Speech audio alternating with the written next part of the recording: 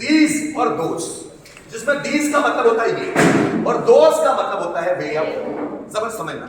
मुझे बोलना है यह शूज है, यह मैं एक जूते के बारे में बात कर रहा हूं तो मैं बोलता दिस इज शूज, यह जूता है, दिस इज शू।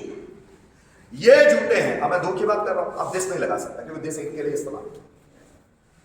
ये जूते हैं, अब ये के लिए मुझे दीज इस्तेमाल करना, ये जूते हैं, दीज आर शूज। यह मार्कर है, दिस इज मार्कर, क्योंकि मार्कर एक है इसलिए दिस। दीज आर मार्कर्स, ये मार्कर्स है, अब ये एक से ज्यादा हो गए तो ये मार्कर्स है, दीज। क्या मेरी बात समझ में आ रही? तो दिस का प्लूरल होता है दीज, इसको पढ़ते हैं दीज, ज है ना, दीज, और ये ज में ऐसा बिंदु होता है, दीज है ना, इसको पढ़ते हैं ऐसे, दिस नहीं पढ़ेंगे तो दीज पढ़ेंगे ना। तो दीज का मतलब होता है ये मतलब जब आप एक से ज्यादा व्यक्ति या वस्तुओं की बात करेंगे तो उसको बोलेंगे दीज।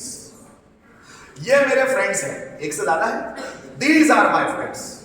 ये डेक के स्टूडेंट्स हैं, these are students of deck. ये मेरे रिलेटिव्स हैं, दीज आर माय रिलेटिव्स। ये मेरे काका के बेटे हैं, these are son of my uncle. ये मेरे मोबाइल्स हैं, दो मोबाइल मेरे रखे हुआ, दीज आर माय मोबाइल्स। ये इंग्लिश के क्वेश्चंस हैं, these are question of English, these are questions of English. ये पिक्चर्स हैं, दीज आर पिक्चर्स। ये इंग्लिश वर्ड्स हैं, दीज आर इंग्लिश वर्ड्स। और ये लड़के हैं, दीज आर बॉयज। ये लड़कियां हैं, दीज आर गर्ल्स। क्या बात समझ में? जब एक से ज्यादा होंगे कोई व्यक्ति या वस्तु तो उनके लिए हम लोग दीज लगाएंगे, और जब एक से ज्यादा होंगे व्यक्ति या वस्तु, देखो मैंने क्या लिखा, सजीव और निर्जीव दोनों के लिए दीज का इस्तेमाल होगा और सजीव और निर्जीव दोनों के लिए दोज का इस्तेमाल होगा। वैसे इससे पहले जब मैंने आप लोगों को दिस और दैट पढ़ाया था तब वहां पर भी बताया था कि दिस और दैट सजीव और निर्जीव दोनों के लिए इस्तेमाल होगा, लेकिन मतलब समझना, अगर मुझे बोलना है ये मेरे फ्रेंड से, ये मैं लगाऊंगा दीज। वो मेरे फ्रेंड से, वो दिख रहे हैं, देखो जा रहे हैं वो दूर, वो मेरे रिलेटिव से, वो दिख रहे हैं, वो जा रहे हैं, वो दूर दिख रहे हैं, सो दोस। वे या वो के लिए हम लोग लगाते हैं दोस। ये मेरे फ्रेंड्स हैं, दीज आर माय फ्रेंड्स। वो मेरे फ्रेंड्स हैं, दोस आर माय फ्रेंड्स। क्या मेरी बात समझ में आई? ये हरे फूल हैं, दीज आर ग्रीन फ्लावर। वो लाल फूल है, वो देखो वो पड़ेगा लाल फूल, दोस आर रेड फ्लावर्स। समझ में? इसका भी वही कॉन्सेप्ट है पास और दूर का।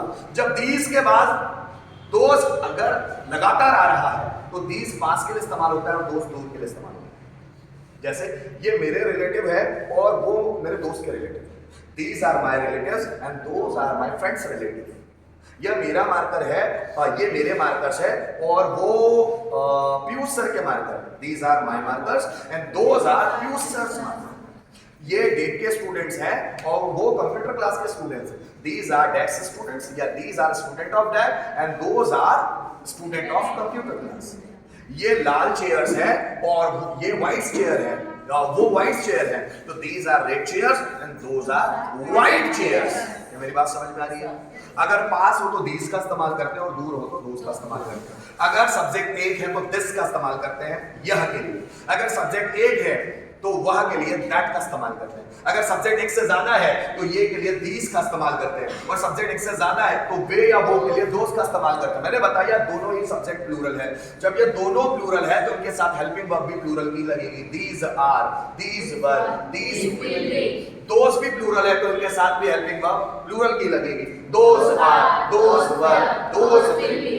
ये मेरे रिलेटिव्स हैं, दीज आर माय रिलेटिव्स।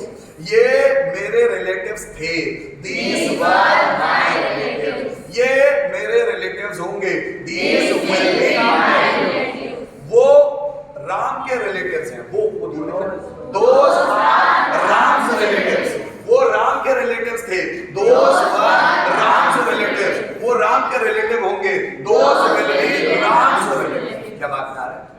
ये इजी क्वेश्चंस है, these are easy questions। ये इजी क्वेश्चंस थे, these were easy questions। बेटा ध्यान दो यहाँ, ये इजी क्वेश्चंस होंगे, these will be easy questions। वो टफ क्वेश्चंस है, those are tough questions। वो टफ क्वेश्चंस थे, those are tough questions। और वो टफ क्वेश्चंस होंगे, those will be tough questions। ये मेरे शूज हैं, these are वो तुम्हारे शूज हैं, those are your shoes, those are your shoes। क्या बात समझ में आ रही है? ये मेरे शूज, तो दीज आर, वो तुम्हारे शूज, वो दोज आर। क्या बात समझ में आई? दिस का प्लूरल क्या होता है? दीज। दैट का प्लूरल क्या होता है? दोज। तो ये है दिस का प्लूरल, ठीक, और ये है दैट का प्लूरल। समझ में आ रही है? अगर मैं बोल रहा हूं यह और वो एक है तो दिस, ये एक है तो दिस, ये अगर एक से ज्यादा है तो दो, दीज। दैट कब इस्तेमाल करते हैं? वह या वो, वह या वो, वह मेरे पापा है एक, वह मेरा फ्रेंड है एक, वह चेयर है एक। तो वे वह या वो के लिए दैट का इस्तेमाल होता है जब व्यक्ति या वस्तु एक हो, एक से ज्यादा हो तो दोस्त। क्या बात समझ में आ रही है? चलो फिर कुछ सेंटेंस लिखो, सेंटेंस फटाफट।